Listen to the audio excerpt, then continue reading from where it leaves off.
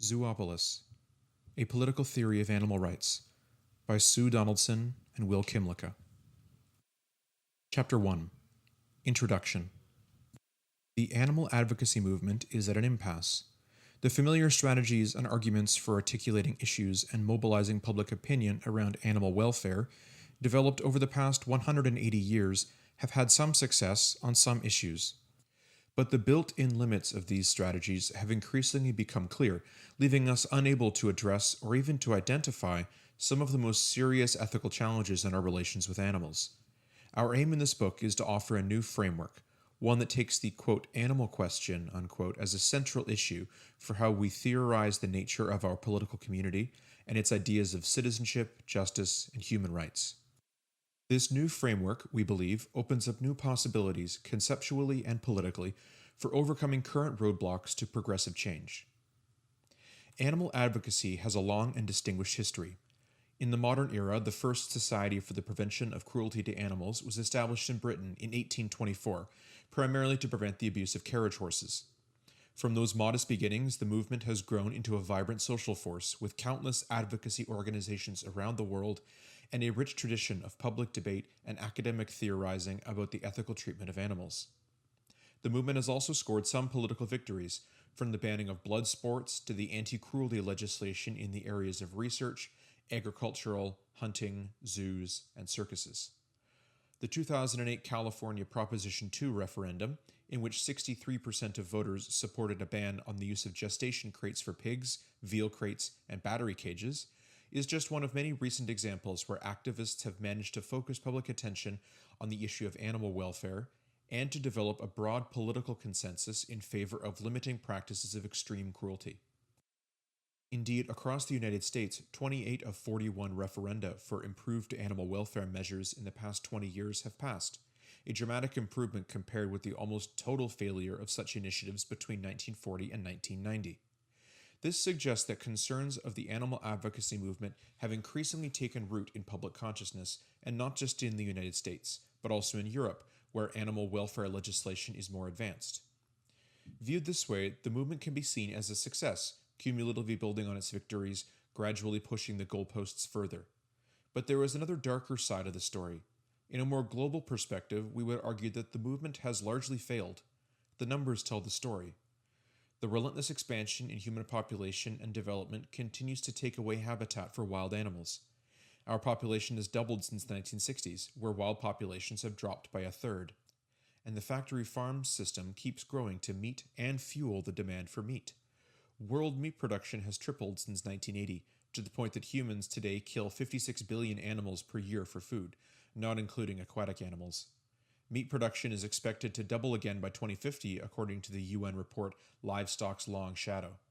And corporations, always looking to cut costs or to find new products, constantly search for new ways to exploit animals more efficiently in manufacturing, agriculture, research, and entertainment.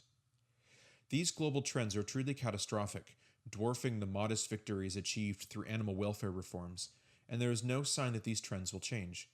For the foreseeable future, we can expect more and more animals every year to be bred, confined, tortured, exploited, and killed to satisfy human desires. In Charles Patterson's provocative words, the general state of human-animal relations is best characterized as an, quote, eternal Treblinka, unquote, and there is no sign that this basic relationship is changing. The reality is that animal exploitation underpins the way we feed and clothe ourselves, our forms of entertainment and leisure, and our structures of industrial production and scientific research. The animal advocacy movement has nibbled at the edges of this system of animal exploitation, but the system itself endures, and indeed expands and deepens all the time with remarkably little public discussion. Some critics argue that the so-called victories of the animal advocacy movement, such as California's Proposition 2, are in fact strategic failures. At best, they distract attention from the underlying system of animal exploitation, and at worst, they provide citizens with a way to soothe their moral anxieties, providing false reassurance that things are getting better, when in fact they are getting worse. Indeed, Gary Francione suggests that these ameliorist reforms serve to legitimate, rather than contest, the system of animal enslavement, blunting what might otherwise be a more radical movement for real reform. Francione's claim that ameliorist reforms are counterproductive is enormously controversial in the field. Even amongst animal advocates who share the goal of eventual abolition of all animal exploitation, there is disagreement on strategic questions around incremental change, just as there is disagreement about the relative merits of educational reform, direct action, pacifism, and more militant protest on behalf of animals.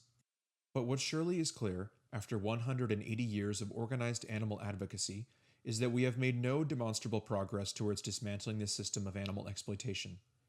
Campaigns ranging from the very first 19th century anti-cruelty laws to the 2008 Proposition 2 may help or hinder at the margins, but they do not challenge, indeed do not even address, the social, legal, and political underpinnings of eternal Treblinka.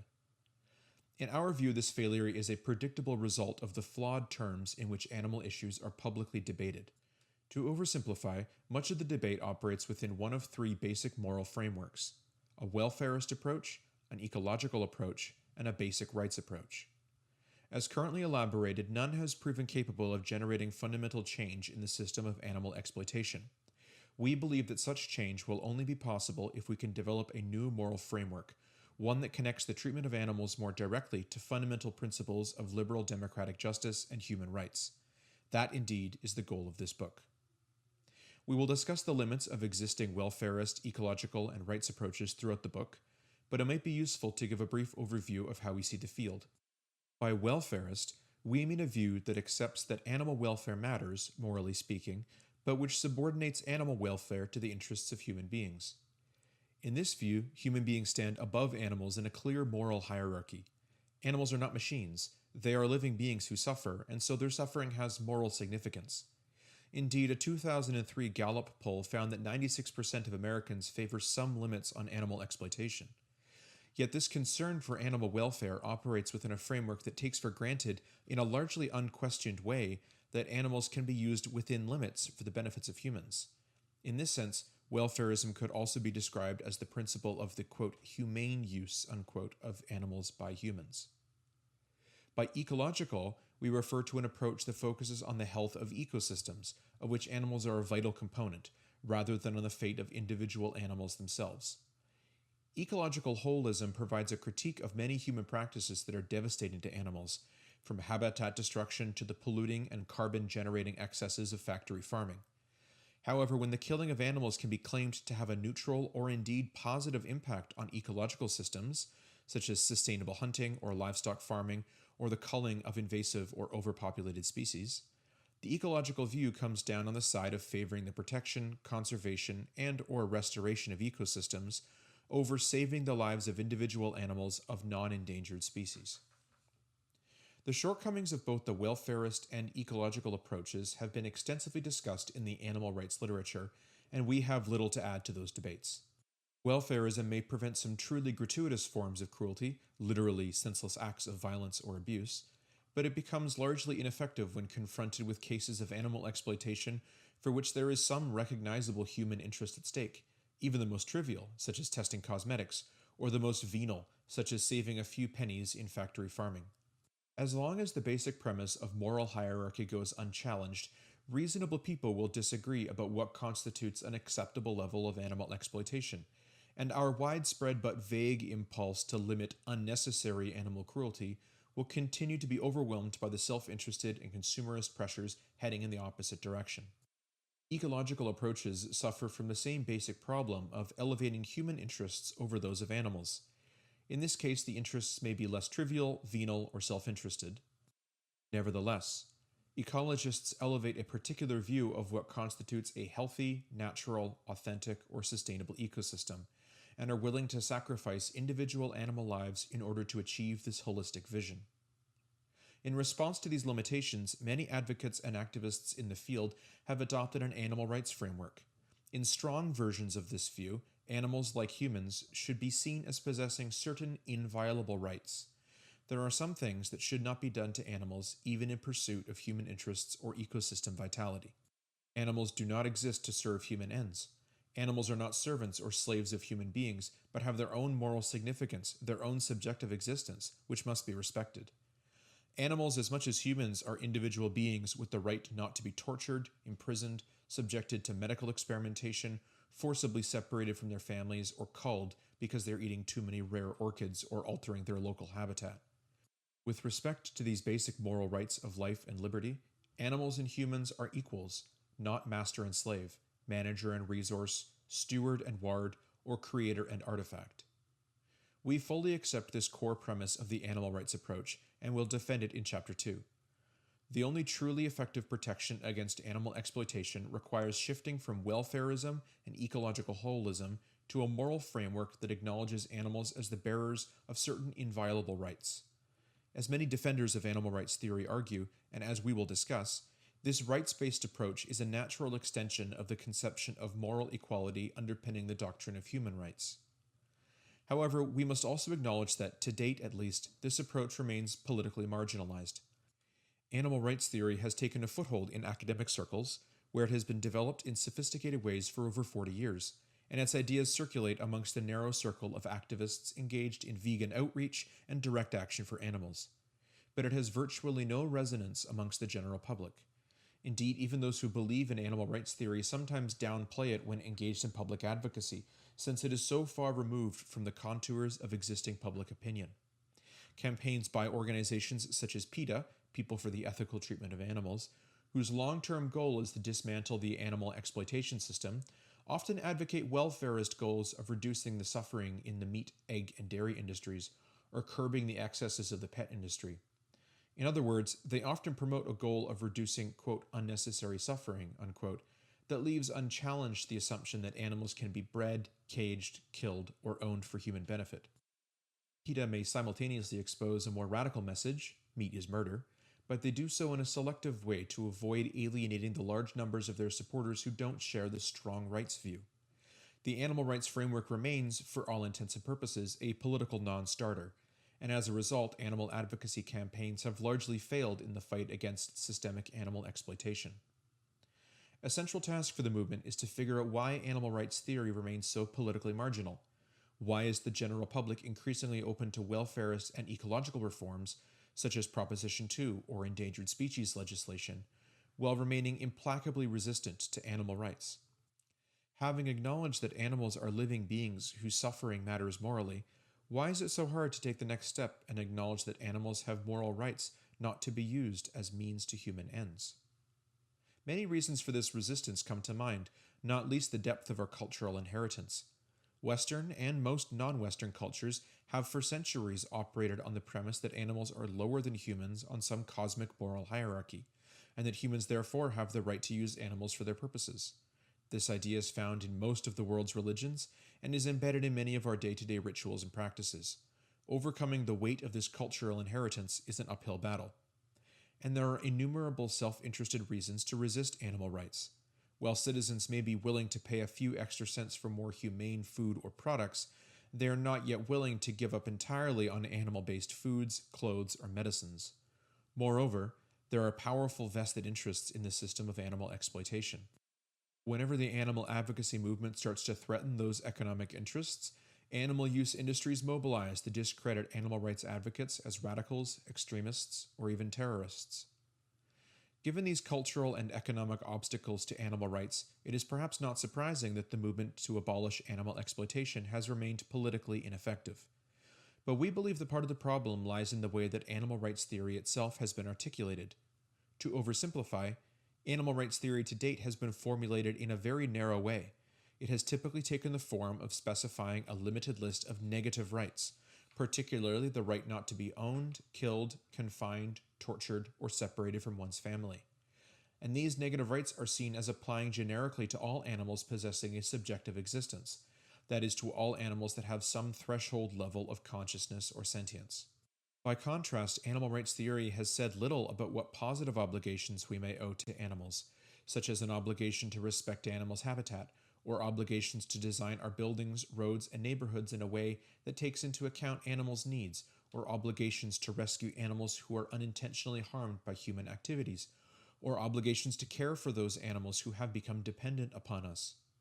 Relatedly, animal rights theory has had little to say about our relational duties, that is, duties arising not just from the intrinsic characteristics of animals, such as their consciousness, but from the more geographically and historically specific relationships that have developed between particular groups of humans and particular groups of animals. For example, the fact that humans have deliberately bred domesticated animals to become dependent on us generates different moral obligations to cows or dogs than we have to ducks or squirrels, who might migrate to areas of human settlement. And both of these cases differ yet again from our obligations to animals in isolated wilderness who have little to no contact with humans. These facts of history and geography seem to matter morally in ways that are not captured by classic animal rights theory. In short, animal rights theory focuses on the universal negative rights of animals and says little about positive relational duties. It's worth noting how this differs from the way we think about the human context. To be sure, all humans have certain basic inviolable negative rights, like the right not to be tortured, or to be killed, or to be imprisoned without due process. But the vast bulk of moral reasoning and moral theorizing concerns not these universal negative rights, but rather the positive and relational obligations we have to other groups of humans. What do we owe to our neighbors and family? What do we owe to our co-citizens? What are our obligations to remedy historic injustice at home or abroad? Different relationships generate different duties. Duties of care, hospitality, accommodation, reciprocity, or remedial justice. And much of our moral life is an attempt to sort out this complex moral landscape, trying to determine which sorts of obligations flow from which types of social, political, and historical relationships. Our relations with animals are likely to have a similar sort of moral complexity, given the enormous variation in our historic relationships with different categories of animals. By contrast, animal rights theory presents a remarkably flat moral landscape, devoid of particularized relationships or obligations. At one level, animal rights theory's single-minded focus on negative rights to non-interference is understandable. The inviolability of basic rights is the crucial premise needed to condemn the daily and ever-growing violence of animal exploitation. Compared with the urgent task of securing negative rights not to be enslaved, vivisected, or skinned alive, the question of, say, redesigning buildings and roads to accommodate animals or developing effective guardianship models for animal companions may seem like challenges that can be left for another day. And in any event, if animal rights theorists are having trouble persuading the general public to accept that animals have negative rights, then it may simply make the struggle more difficult if we insist that animals may also have positive rights. But this tendency within animal rights theory to focus exclusively on universal negative rights is not merely a matter of priority or strategy. Rather, it reflects a deep-seated skepticism about whether humans should be involved in the sorts of relationships with animals that might generate relational duties of care, accommodation, or reciprocity. For many animal rights theorists, the historical process by which humans entered into relationships with animals was an inherently exploitative one. The process of domesticating animals was a process of capturing, enslaving, and breeding animals for our human purposes. The very idea of domestication is inherently a violation of animals' negative rights. And if so, many animal rights theorists argue the conclusion is not that we have special duties towards domesticated animals, but rather that the very category of domesticated animals should cease to exist. As Francione puts it, quote, "We ought not to bring any more domesticated non-humans into existence. I apply this not only to the animals we use for food, experiments, clothing, etc., but also to our non-human companions. We should certainly care for those non-humans who we have already brought into existence, but we should stop causing any more to come into existence. It makes no sense to say that we have acted immorally in domesticating non-human animals, but we are now committed to allowing them to continue to breed." End quote. The general picture, then, is that insofar as humans historically have entered into relations with animals, these are exploitative relations that should cease to exist, leaving only wild animals with whom we have no economic, social, or political relations, or at least none that generate positive duties. The goal, in short, is to make animals independent of human society in a way that precludes the very idea of positive relational duties. We can see this, for example, in Joan Dunayer's formulation. Quote, "Animal rights advocates want laws that will prohibit humans from exploiting and otherwise harming non-humans. They don't seek to protect non-humans within human society. They seek to protect non-humans from human society. The goal is an end to non-humans, quote, domestication, unquote, and other forced participation in human society. Non-humans should be allowed to live free in natural environments, forming their own societies. We want them to be free and independent of humans. In some ways, that's less threatening than giving rights to a new group of humans who then share economic, social, and political power. Non-humans wouldn't share power. They would be shielded from ours." End quote. In other words, the development of a theory of positive relational rights is unnecessary since, once the abolition of animal exploitation is achieved, domesticated animals will cease to exist, and wild animals will be left alone to lead their separate lives. Our goal is to challenge this picture, and to offer an alternative framework that is more sensitive to the empirical and moral complexities of human-animal relations. We believe it is a mistake, intellectually and politically, to equate animal rights theory with universal negative rights while setting aside positive relational duties. For one thing, the traditional animal rights theory view ignores the dense patterns of interaction that inevitably link humans and animals. It rests implicitly on a picture in which humans live in urban or other human-altered environments, assumed to be largely devoid of animals, except for unjustly domesticated and captured ones, while animals live out in the wild, in spaces that humans can and should vacate or leave alone. This picture ignores the realities of human-animal coexistence. In fact, wild animals live all around us, in our homes and cities, airways, and watersheds. Human cities teem with non-domesticated animals, feral pets, escaped exotics, wild animals whose habitat has been enveloped by human development, migrating birds, not to mention the literally billions of opportunistic animals who gravitate to and thrive in symbiosis with human development, such as starlings, foxes, coyotes, sparrows, mallard ducks, squirrels, raccoons, badgers, skunks, groundhogs, deer, rabbits, bats, rats, mice, and countless others. These animals are affected every time we chop down a tree, divert a waterway, build a road or a housing development, or erect a tower. We are part of a shared society with innumerable animals, one which could continue to exist even if we eliminated cases of, quote, forced participation, unquote. It is simply not tenable for animal rights theory to assume that humans can inhabit a separate realm from other animals in which interaction, and therefore potential conflict, could largely be eliminated.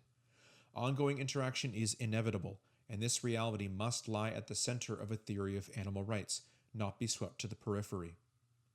Once we recognize these brute ecological facts about the inevitability of human-animal interaction, a host of difficult normative questions arise about the nature of these relations and the positive duties they give rise to. In the human case, we have well-established categories for thinking about these relational duties. For example, certain relationships, like parent-child, teacher-student, employer-employee, generate stronger duties of care because of the dependencies and power asymmetries involved. Political relationships, such as membership within self-governing political communities, also generate positive duties because of the distinctive rights and responsibilities of citizenship involved in governing bounded communities and territories. A central task of any plausible theory of animal rights, we believe, is to identify analogous categories for the animal context, sorting out the various patterns of human-animal relationships and their associated positive duties. In the classical model of animal rights theory, there is only one acceptable relationship to animals. Treating animals ethically means leaving them alone, not interfering with their negative rights to life and liberty. In our view, non-intervention is indeed appropriate in some cases, particularly in relation to certain wild animals who live far from human settlement and activity. But it is hopelessly inadequate in many other cases where animals and humans are connected through dense bonds of interdependence and shared habitat. This interdependence is clear in the case of companion animals and domesticated farm animals who have been bred for millennia to be dependent on humans. Through this process of intervention, we have acquired positive duties towards them, and advocating the extinction of these animals is a strange way of fulfilling our positive obligations. But the same is true in a more complicated way of the many animals that gravitate uninvited towards human settlement. We may not want the geese and groundhogs who seek out our towns and cities, but over time they become co-inhabitants of our shared space, and we have positive duties to design that space with their interests in mind. We discuss many such cases in the course of this book where any plausible conception of animal ethics will involve a mix of positive and negative duties, adapted in light of histories of interaction and interdependence and aspirations to just coexistence. In our view, Limiting animal rights theory to a set of negative rights is not only unsustainable intellectually, it is also damaging politically, since it deprives animal rights theory of a positive conception of human-animal interaction. Recognizing relation-specific positive duties may make animal rights theory more demanding, but in another sense, it also makes it a much more appealing approach. After all, humans do not exist outside of nature, cut off from contact with the animal world. On the contrary, throughout history and in all cultures, there is a clear tendency, perhaps even a human need, to develop relationships and bonds with animals, and vice versa, quite apart from the history of exploitation. Humans have always had animal companions, for example, and from the first paintings at Chauvet and Lascaux, animals have preoccupied human artists, scientists, and mythmakers. Animals have, quote, made us human, unquote, in Paul Shepard's phrase. To be sure, this human impulse for contact with the animal world, our special relationships with animals as companions, icons, and myths, has usually taken a destructive form, forcing animals to participate in human society on our terms for our benefit. But it is also true that this impulse for contact motivates much of the animal advocacy movement. People who love animals are key allies in this movement, and most of these people seek not to sever all relationships between humans and animals, if that were even possible, but to reconstruct those relationships in ways that are respectful, compassionate, and non-exploitative. If animal rights theory insists that all such relationships must be abolished, it risks alienating many of its potential allies in the campaign for animal justice. It also risks giving ammunitions to anti-animal rights theory organizations which delight in citing, quote, anti-pet, unquote, statements by animal rights advocates, and using these statements to argue that the true agenda of the animal rights movement is to sever all human-animal relationships. These critiques are invariably distorted, but they contain a grain of truth about how animal rights theory has boxed itself into a position in which the human-animal relationship is inherently suspect. Thus, animal rights theory flattens our moral landscape in a way that is not only intellectually implausible, but unattractive. It ignores the inevitability of and desire for ongoing and morally significant relationships with animals. If animal rights theory is to gain political traction, we need to show that prohibiting exploitative relationships with animals does not entail cutting ourselves off from meaningful forms of animal-human interaction.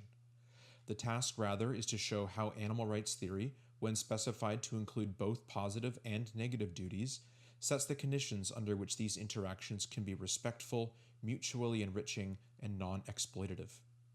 The narrow version of animal rights theory is politically unsustainable in yet another way. It needlessly exaggerates the gulf between animal rights activists and ecologists, making enemies of potential allies. To be sure, some conflicts between animal rights theory and ecological views reflect fundamental moral differences.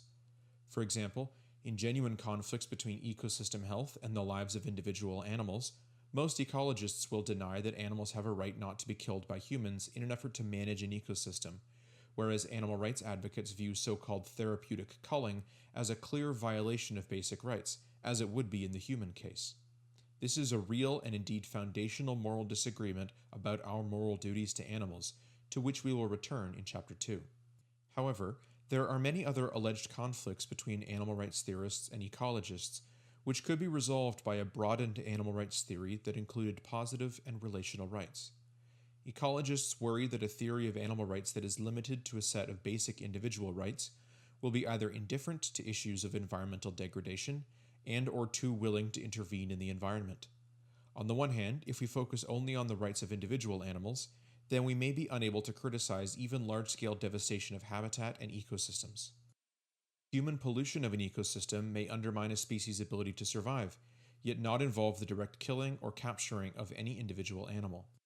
Defenders of animal rights theory could respond by saying that right to life of individual animals includes the right to the means of life, including a safe and healthy environment.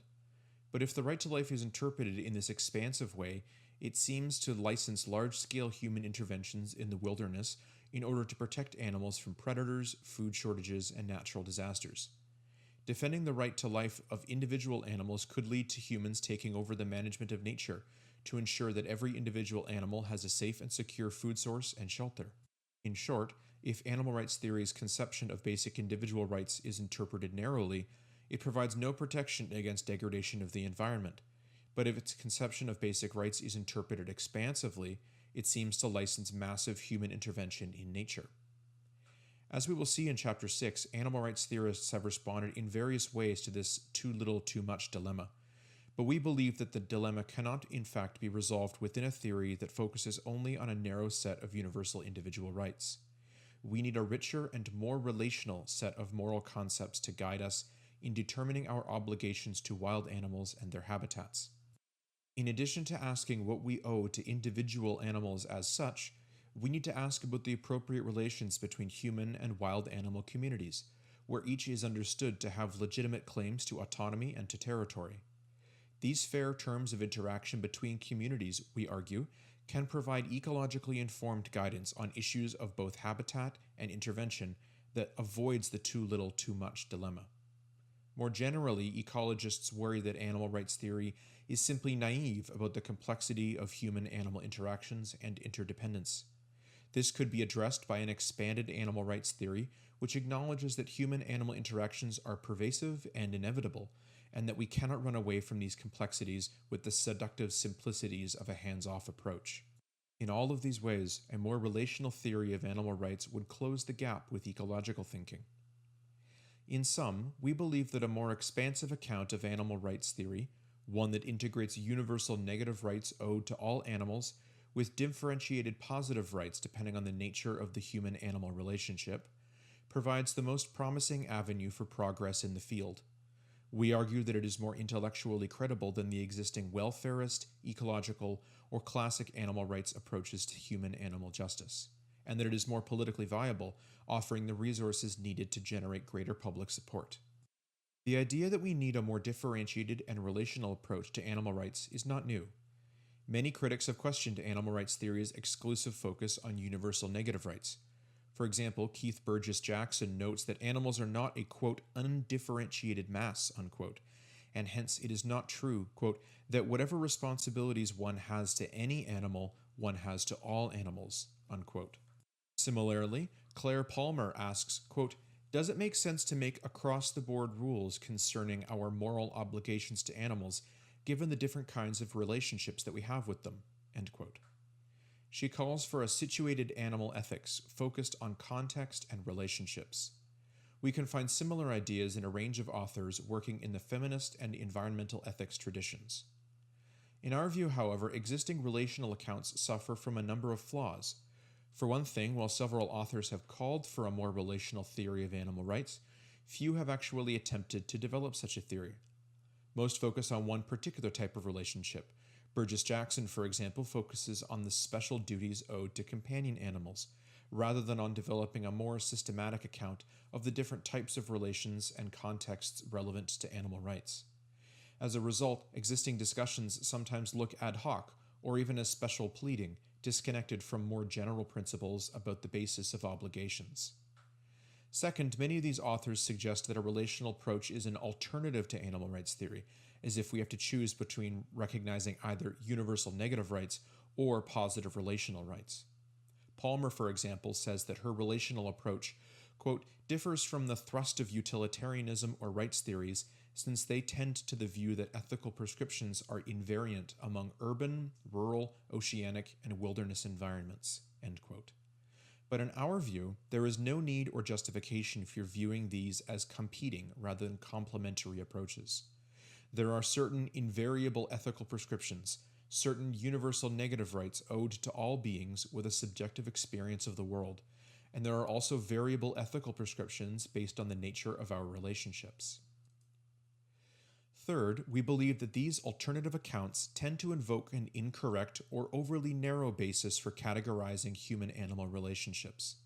They typically distinguish between different categories of animals on the basis of subjective feelings of affective attachment, natural facts of ecological interdependence, or causal relations generating harm or dependency. In our view, and this is the crux of our project, we need to understand these relationships in more explicitly political terms. Animals have variable relationships to political institutions and to practices of state sovereignty, territory, colonization, migration, and membership. and determining our positive and relational obligations to animals is in large part a matter of thinking about the nature of these relationships. In this way, we hope to shift the debate about animals from an issue in applied ethics to a question of political theory. We hope to offer an account of animal rights that seeks to combine universal negative rights and positive relational rights, and that does so by locating animals within a more explicitly political framework. This is a tall order. As we will see, there are many difficult puzzles in building such an expansive account of animal rights theory and integrating universal negative rights with more differentiated and relational positive duties. We do not claim to have resolved all of these by any means. But while the task is difficult, we can learn from recent developments in cognate fields of political philosophy, which have long grappled with the challenges of combining universal individual rights with sensitivity to variations in context and relationships. We will focus in particular on the idea of citizenship, which has proven to be a crucial concept in this regard. According to contemporary theories of citizenship, human beings are not just persons who are owed universal human rights in virtue of their personhood. They are also citizens of distinct and self-governing societies located on particular territories. That is to say, human beings have organized themselves into nation-states, each of which forms an ethical community, in which co-citizens have special responsibilities towards each other in virtue of their co-responsibility for governing each other and their shared territory. Citizenship, in short, generates distinctive rights and responsibilities beyond the universal human rights owed to all persons, including foreigners. If we accept this premise, we are quickly led to a complex and highly group-differentiated account of our obligations. There will obviously be a distinction between co-citizens and foreigners, but there will also be groups that fall in between the two basic categories. Migrant workers or refugees, for example, often have the status of denizens rather than citizens. They reside on the territory of the state and are subject to its governance, but are not citizens. The facts of human mobility will inevitably lead to situations where people are neither fully insiders nor fully outsiders of a self-governing community. There will also be cases where the territorial boundaries of these self-governing communities are contested. Indigenous peoples, for example, may assert that they retain rights to collective self-government on their traditional territories, and hence to their own citizenship, even as they are nested within larger political communities. Or there may be cases of disputed territories that are subject to various forms of shared sovereignty, and hence overlapping citizenship regimes, as in Northern Ireland, or perhaps a future settlement regarding Jerusalem. The facts of human history will inevitably create disputes about the boundaries and territories of self-governing communities. Thus, we have multiple, overlapping, qualified, and mediated forms of citizenship, all of which flow from the more basic fact that human society is organized into distinct territorially bounded self-governing communities.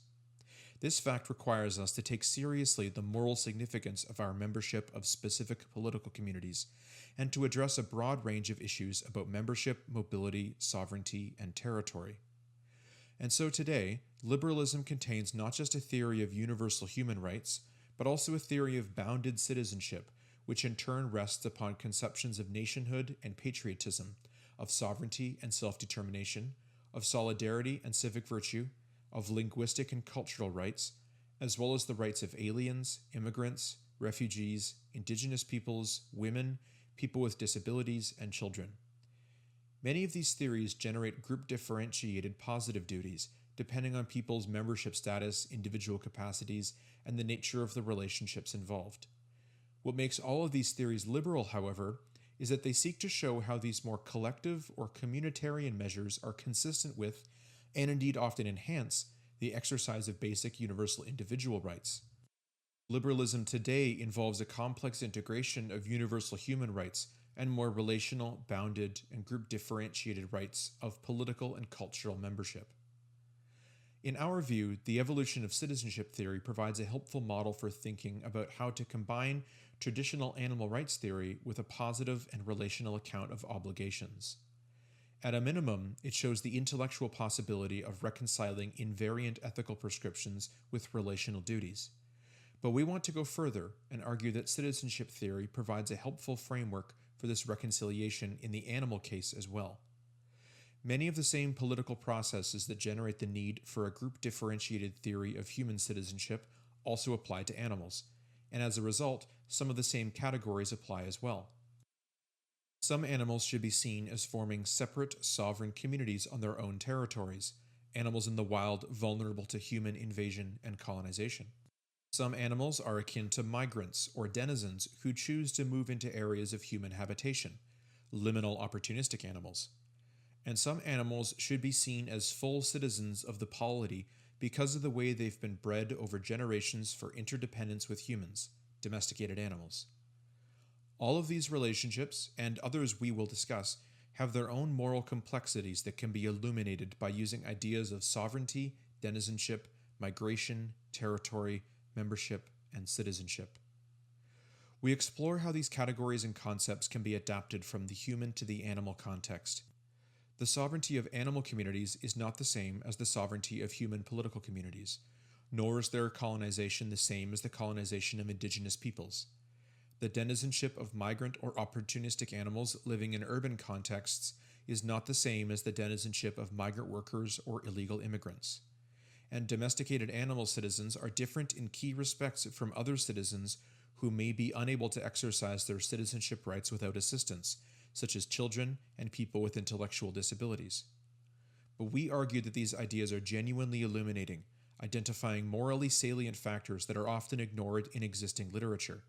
Indeed, we think that applying these ideas to the animal case helps to sharpen our thinking about citizenship in the human case as well. In short, we argue that an expanded citizenship-based animal rights theory helps to integrate universal negative rights with positive relational duties, and does so in a way that speaks to the powerful intuitions that underpin ecological concerns, while still preserving the core commitments to inviolable rights needed to address the entrenched apparatus of animal exploitation. We believe this approach is not only intellectually compelling, but also helps to overcome the political impasse that has stalled the animal advocacy movement. We begin in Chapter 2 with our defense of the idea that animals possess inviolable rights in virtue of being sentient individuals with a subjective experience of the world. As just noted, our aim is to supplement the traditional animal rights theory commitment to universal basic rights, not to replace it, and so we begin by clarifying and defending this commitment. In Chapter 3, we distinguish the logic of universal basic rights from the logic of citizenship rights, explore the distinctive functions that citizenship serves within political theory, and show why this citizenship logic is compelling and applicable in the case of both humans and animals. Many have argued that some of the core values of citizenship, such as reciprocity or political participation, cannot in principle be applied in relation to animals. We show that such objections rest both on too narrow a conception of the practice of citizenship, even in relation to humans, and on too narrow a conception of the capacities of animals. Once we think about how citizenship is enacted across the full range of human diversity, we can start to make sense of how animals too can be brought into practices of citizenship. In chapters 4 through 7, we apply this citizenship logic to a range of human-animal relations, beginning in the case of domesticated animals. In Chapter 4, we explore the limitations of existing animal rights theory approaches to domesticated animals, and how they fail to recognize the moral obligations that arise from the domestication of animals and their incorporation into our societies. In Chapter 5, we defend the claim that the appropriate way to recognize this incorporation is through citizenship, showing how the facts of domestication make co-citizenship both morally necessary and practically feasible. In Chapter 6, we explore the case of animals in the wild. We argue that they should be seen as citizens of their own sovereign communities, and that our obligations to them are those of international justice, including respect for their territory and autonomy. In Chapter 7, we turn to the non-domesticated liminal animals who live amongst us, and argue that a form of denizenship is the appropriate status for them, a status which recognizes that they are co-residents of our urban spaces, but that they are neither capable of nor interested in being recruited into our cooperative scheme of citizenship. We conclude in Chapter 8 by returning to some of the more strategic and motivational issues laid out in this chapter. Our main focus in Chapters 2 through 7 is on the normative arguments for a citizenship approach, but as we have suggested already, we believe this approach has potential for expanding public support and political alliances for the animal advocacy movement. In Chapter 8, we attempt to redeem that promise by exploring how a citizenship approach makes sense of the most promising developments in human-animal relations. Individuals and societies are already experimenting on a small scale with new forms of relationship with domesticated, wild, and liminal animals in ways that we believe instantiate the impulses of a citizenship approach. Far from being utopian, we believe that the citizenship approach can be seen as a case of theory catching up with the practice of thoughtful ecologists, animal advocates, and animal lovers of various stripes.